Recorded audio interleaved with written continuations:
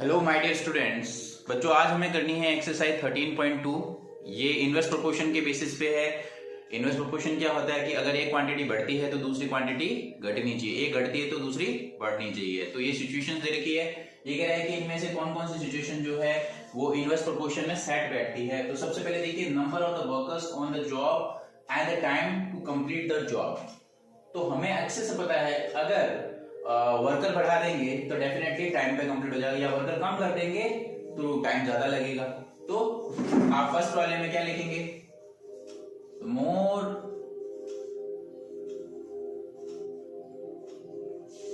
Number of workers, less time taken to complete the job. So it is a case of inverse proportion. एक दूसरे के उल्टे हो गए।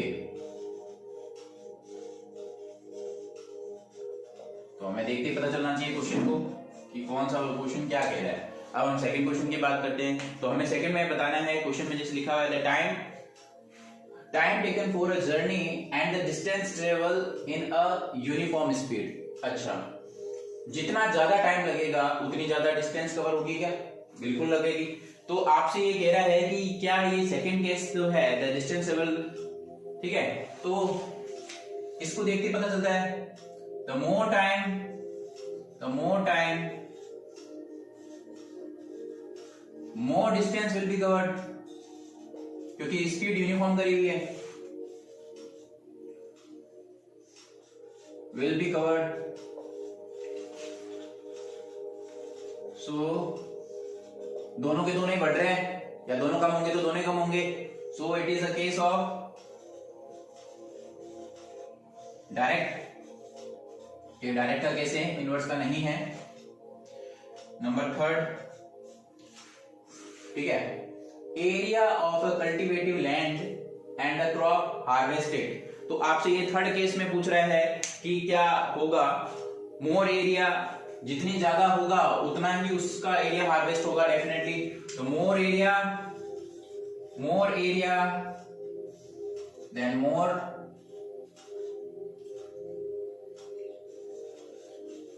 Crop will be harvested. बिल्कुल, जितना ज्यादा होगा लैंड, जितना ज्यादा होगा उतना ही क्रॉप कर पाएंगे, ठीक है। So it is a case of direct, ना कि इनवर्स। नंबर 4,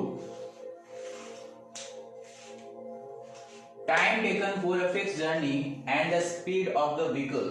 आपसे दो चीजें पूछ रहा है कि if speed increase, less time to complete the journey. Definitely हमें पता है, more speed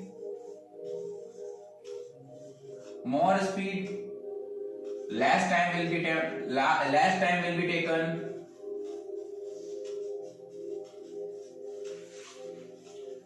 to complete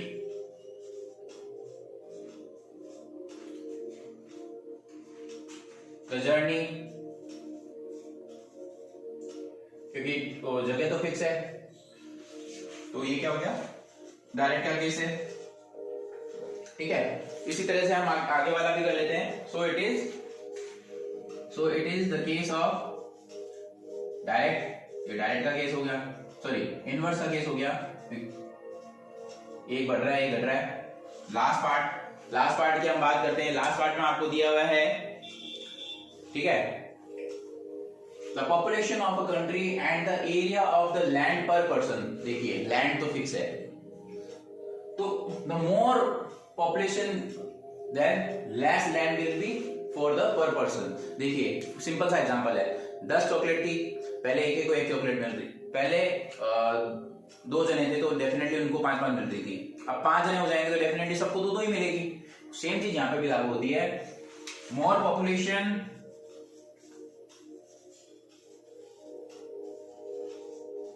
less land पर पर्सन। सो एक बढ़ रहा है घट रहा है तो क्या होगा, सो it is the case of inverse. ठीक है, तो इस तरह से आप इनवर्स को आइडेंटिफाई कर सकते हो और कौन सा इनवर्स नहीं है उसको भी आइडेंटिफाई कर सकते हो। अगर दोनों ही घटे दोनों ही बढ़े तो क्या है, डायरेक्ट है, और एक घटे एक बढ़ जाए तो उसको बोलते हैं इनवर्स। ठीक है बच्चों, अब हम करते हैं सेकंड क्वेश्चन। देखिए हाँ बच्चों, देखिए क्वेश्चन नंबर सेकंड आपके सामने है। नंबर ऑफ विनर्स दे रखा है 1 2 3 4 5 8 10 20 ऐसा दे रखा है 1 2 4 5 8 10 20 और अमाउंट दे रखा है प्राइस 1,50,000 ऐसे दे रखा है ऑर्डर में। तो ये आपको जो क्वेश्चन में लिखा हुआ है वो मैं ध्यान से रीड करके बताता हूँ क्या लिखा हुआ है। In a television game show the prize money for 1 lakh is to be divided equally among the winner.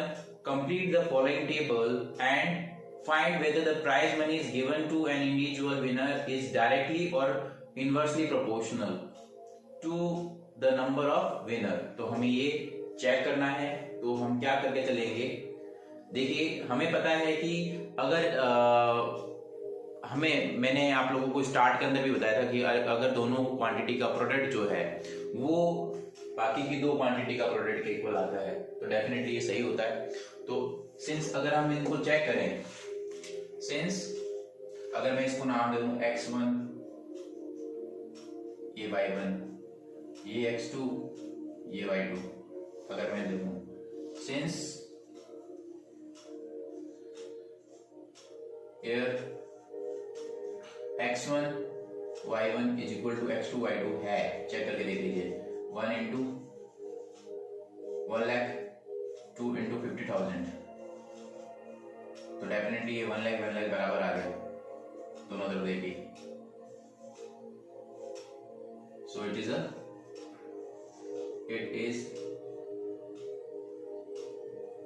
Direct proportion. हमें ये पता है, ठीक है। तो इसी सिचुएशन का कंपेयर करते रहेंगे। कैसे, इनसे भी कंपेयर करो, इनसे भी। ये मिसिंग नंबर जो निकाले हमें निकालने हैं, सारे मिसिंग नंबर टेबल कंप्लीट करनी है। इसका कंपेयर इससे कंपेयर करते रहेंगे सारा। सो सबसे पहले हम बात करेंगे 1 इंटू 1 लाख, इसका कंपेयर इस पर इससे कर लेंगे तो 4 इंटू ए से कंपेयर करेंगे तो इससे ए कितना आ जाएगा 1 लाख में आप किसका डिवाइड लगा दोगे 4 का।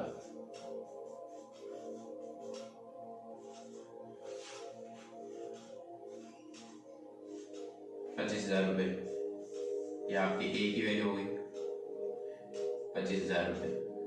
ए की जगह कितना आएगा 25,000 रुपए। इसी तरह से आपको बी की वैल्यू निकालनी है, ये हमने ए की वैल्यू निकाली। इसी तरह से मुझे बी की वैल्यू निकालनी है तो 1 into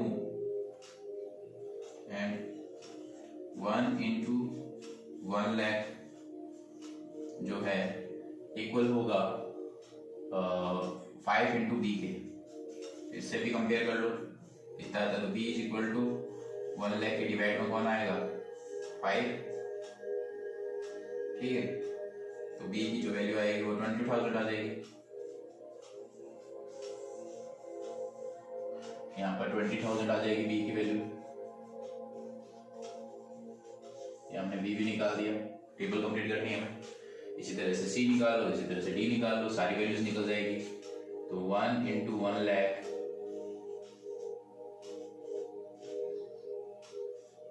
is equal to 8 into c. अब 8 से भी निकाल के देख लो, 8 के थ्रू भी निकालेंगे तो 12,500 आ जाएगा।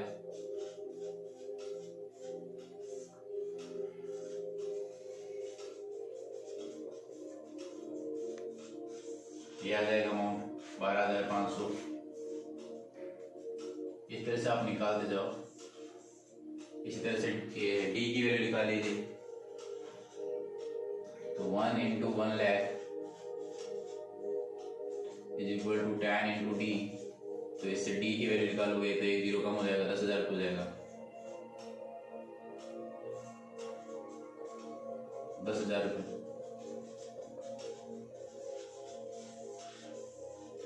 10,000 वैल्यू हो जाएगी डी की, अगले में 5,000 हो जाएगी,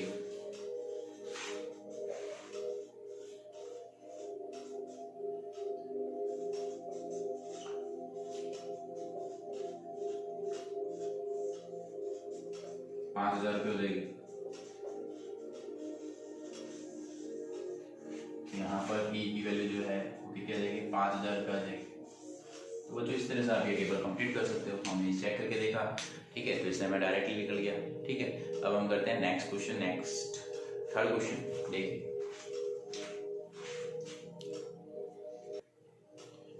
क्वेश्चन नंबर 3 बच्चों आपके सामने है।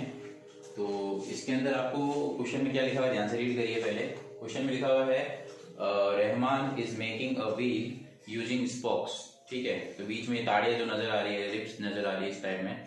ठीक है, तो he wants to fix equal spokes in each in such a way the angle between any pair of consecutive spokes are equal. तो सबके एंगल इक्वल होंगे। ठीक है, that's fine. Help him to complete the following table. तो table भी complete करनी है हमें, प्लस हमें ये भी जवाब देना है are the number of spokes and angle between the pair of consecutive spokes are inverse proportion. क्या ये इनवर्स प्रोपोर्शन में है, पहला चेक करना है। ठीक है, टेबल कंप्लीट करनी है, चेक भी करना है। दूसरा ये है कि calculate the angle between the pair for 15 spokes. 15 spokes के लिए एंगल बिटवीन कितना होगा, और एंगल अगर 40 डिग्री हो तो नंबर ऑफ स्पोक्स कितना होगा। हमें टेबल भी कंप्लीट करनी है, तो इसको हम ले लेंगे ए बी सी। ए ले लेंगे, इसको हम बी ले लेंगे, इसको सी ले लेंगे। जो आंसर आएगा हम बाद में लिखेंगे। ठीक है, तो ये हमारा क्वेश्चन है, तो हमें इसको सॉल्व करना है। तो जो भी आंसर आएगा हम इसके अंदर लिखेंगे कितने डिग्री का आ रहा है, अभी लिखेंगे। उससे पहले हमें चेक करना है कि इनवर्स है या नहीं है। ठीक है, तो हम चेक करते हैं। इसका नाम दे देते हैं x1, इसका दे देते हैं y1, इसका दे देते हैं x2, इसका दे देते हैं y2। पहले हम चेक करके देखते हैं। फॉर इनवर्स प्रोपोर्शन हमें ये चेक करना है x1 y1 is equal to x2 y2 होता है, क्या है या नहीं है, पहले चेक कर लो। तो 1 × 90 इज इक्वल टू 6 × 60। चेक करके देखेंगे 6 है क्या यहाँ पर, 4 है यहाँ पर, सॉरी 4 है यहाँ पर। तो 360, यहाँ पे भी 360। तो yes, it is the case of direct proportion. तो ये फर्स्ट पार्ट हो गया। टेबल भी कंप्लीट करनी है, तो मैं काम करता हूँ इसकी टेबल भी कंप्लीट करता हूँ, उसी में इन दोनों का आंसर हो जाएगा। ठीक है, तो हम टेबल कंप्लीट करते हैं पहले। तो टेबल अगर कंप्लीट करें तो हम किसी एक से कंपेयर कर लेंगे, जो आपको पसंद हो उससे कंपेयर कर लो। चाहे आप इससे करना चाहो, चाहे इससे करना चाहो। मैं इससे कंपेयर करूंगा इन दोनों की। ठीक है, क्योंकि ये 6 से कट जाता है, 1/10 इजीली हो जाएगा मेरे को। तो मैं इससे बाकी दो की कंपेयर करूंगा। तो हमें पता है कि 6 × 60, मैं पहले टेबल कंप्लीट कर रहा हूँ। ठीक है, सो टेबल कंप्लीट करते हैं। 6 × 60 का 8 × a से कंपेयर किया। ठीक है, ठीक है, एक ही बात है, तो दोनों से बराबर ही पड़ रहा है। a इज इक्वल टू क्या हो जाएगा, इससे कट करोगे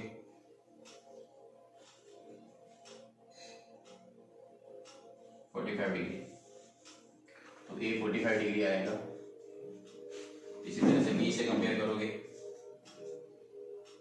6 × 60 इज इक्वल टू 10 × b। तो 0 से 0 कट जाएगा, तो b इज इक्वल टू क्या आ जाएगा, 36 डिग्री। तो b की वैल्यू कितनी आ जाएगी, 36 डिग्री आ जाएगी। इसी तरह से बाकी वैल्यूज भी निकाल दीजिए कितनी आ रही है। सारी वैल्यूज आराम से निकल जाएगी आपके पास। b हो गया, a b, फिर c निकालो, एंड c की वैल्यू निकालना होगा। तो 6 × 60 इज इक्वल टू 12 × c। तो c is equal to 360 divided by 12, 30 degree. तो c की वैल्यू 30 डिग्री हो जाएगी। ये तो हो गई टेबल कंप्लीट। अब हम करते हैं इसका सेकंड क्वेश्चन। सेकंड क्वेश्चन कह रहा है कि अगर 15 स्पोक्स हो जाए, यानी कि मैं यहाँ पर टेबल थोड़ी सी और बढ़ा दूं इसको। अगर यहाँ 15 हो जाए तो ये कितने डिग्री का होगा, तो मान लो इसका नाम डी दे देता हूं, तो इसकी वैल्यू कितनी होगी। और नेक्स्ट में है अगर एंगल 40 डिग्री का हो जाए तो ये कितना होगा, तो मैं इसको नाम दे देता हूँ डी है ना, इसको मैं ई दे देता हूँ जो निकालना है मुझे, ठीक है, ऐसे निकालना, ठीक है। तो सेकंड पार्ट की अगर मैं बात करूं तो मुझे पता है 6 × 60 जो है वो 15 × डी के इक्वल है, तो डी से अगर हम निकालेंगे तो 6 × 60 डिवाइडेड बाय 15 4 जा 24 डिग्री आ जाएगा, तो D equal to 24 degree, D की वैल्यू 24 डिग्री होगी, ये हो गया। इस बार आपको एंगल दे रखा है 40 डिग्री, लेकिन आपसे पूछ रहा है कि नंबर ऑफ स्पॉक्स कितने होगा 40 डिग्री एंगल कर दिया जाए तो नंबर थर्ड पार्ट हम करते हैं। तो 6 × 60 का कंपेयर इस बार आप करेंगे e × 40 से, तो इस बार e निकालेंगे तो e = 6 × 60 डिवाइडेड बाय 40, 0 से 0 गया, 2 जा 3 जा 3 जा, तो 9 स्पॉक्स मिलकर 9 स्पॉक्स मिलकर आपका 40 डिग्री का करेंगे, ठीक है। तो इस तरह से आप ये अपना टेबल कंप्लीट कर सकते हो। 9 स्पॉक्स, यहाँ पर जो वैल्यू आएगी वो आएगा 9। तो बच्चों इस तरह से आप अपना काम कर सकते हो, बहुत ही सिंपल है, कोई दिक्कत वाली बात है ही नहीं, सिंपली आपने निकाल लिया ई की वैल्यू कितनी होगी 9, तो ये इस तरह से आप ये कर सकते हो। तो मैंने टेबल के अंदर भी अरेंज कर दिया, आसान बना दिया इसको। इसके बाद में और आगे देखिए, क्वेश्चन और देखिए आगे। अब बच्चों देखिए नेक्स्ट क्वेश्चन नंबर 4 और 5 आपके सामने है। क्वेश्चन नंबर 4 जो है आप लोगों को क्या कह रहा है, ध्यान से सुनिए। क्वेश्चन नंबर 4 कह रहा है if a box of sweets is divided to 24 children they will get 5 sweets each, हर एक को 5 मिलता है। How many would each get if the number of the children decrease 4, अगर हम 4 कम कर दें, डेफिनेटली अगर चॉइस की जगह 20 बच्चों में बांटना है तो डेफिनेटली नंबर ऑफ स्वीट्स पर पर्सन बढ़ जाएगा, बिल्कुल बढ़ेगा। तो it is a case of, तो आप लिखेंगे more number of child, sorry less number of the child, number of child children, more sweets will be there for per child, बिल्कुल होगा। सो it is a case of, it is the case of direct, direct का case है।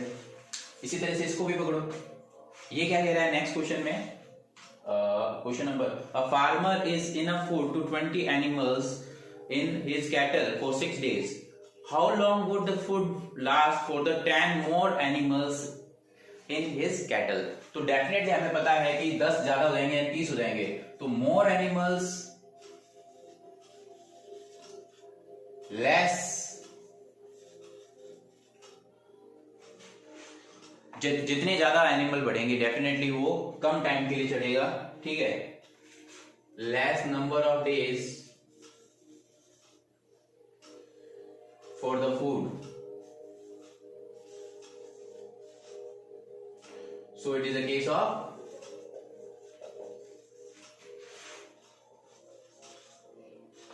Sorry inverse लिखना था, मैंने direct लिख दिया inverse, case of inverse. तो दोनों ही इनवर्स के केस है, और इनवर्स के केस में हम क्या करते हैं अच्छे से पता है हमें, ये x1 है। देखिए मैंने टेबल ऊपर से बना दी, तो ध्यान रखना, अगर मैं टेबल ऐसे बनाता तो सेम क्वांटिटी को ऐसे रिप्रेजेंट करता। मैंने टेबल ऐसे की, यानी ये x1 है, ये x2 है, ये y1 है, ये y2 है, ठीक है, ये x1 है, इसी की क्वांटिटी को x2 बोलेंगे। नंबर ऑफ डेज है तो ये y1 और ये y2 है, तो वैसे ही रखना, ऑर्डर का ध्यान रखना। अब फॉर्मूला हमें अच्छे से पता है क्या होता है, x1 y1 is equal to x2 y2। इसी तरह से x1 y1 is equal to x2 y2 लगा दीजिए और आंसर आपके सामने होगा। बिल्कुल सिंपली आप निकाल सकते हो, कोई दिक्कत वाली बात नहीं है, आराम से निकाल सकते हैं। जैसे मुझे निकालना है तो 24 × 5 और ये है 20 × y2, तो मुझे y2 निकालना है, तो y2 इज इक्वल टू इसको इससे मल्टीप्लाई कर लेना और 20 से डिवाइड लगा दो। 5 की टेबल से 5 4 जा और 4 की टेबल से 6 टाइम, तो y2 इज इक्वल टू कितनी स्वीट्स हो जाएगी, 6 स्वीट्स हो जाएगी। यानी अब पर पर्सन को 6 स्वीट्स मिलेगी 5 की बजाय। उसी तरह से अब इसका अगर निकालूं तो वैल्यू जो दे रखी है 20 into 6 is equal to 30 into y2। अगर मुझे y2 निकालना है तो अब वो खाना जो है कितने दिन तक चलेगा, तो 20 इंटू 6 डिवाइडेड बाई 30, तो 0 से 0 गया, 3 से कट किया तो 2 टाइम, तो वो जो है अब 4 दिन चलेगा। तो बच्चों इस तरह से हम ये क्वेश्चन कर सकते हैं, बहुत ही सिंपल है, ठीक है। इस तरह से हम ये क्वेश्चन कर सकते हैं, ठीक है। मिलते हैं नेक्स्ट वीडियो में नेक्स्ट क्वेश्चंस के साथ। नेक्स्ट रिमेनिंग 5 क्वेश्चन करेंगे, ये एक्सरसाइज कंप्लीट हो जाएगी। जब तक के लिए बाय।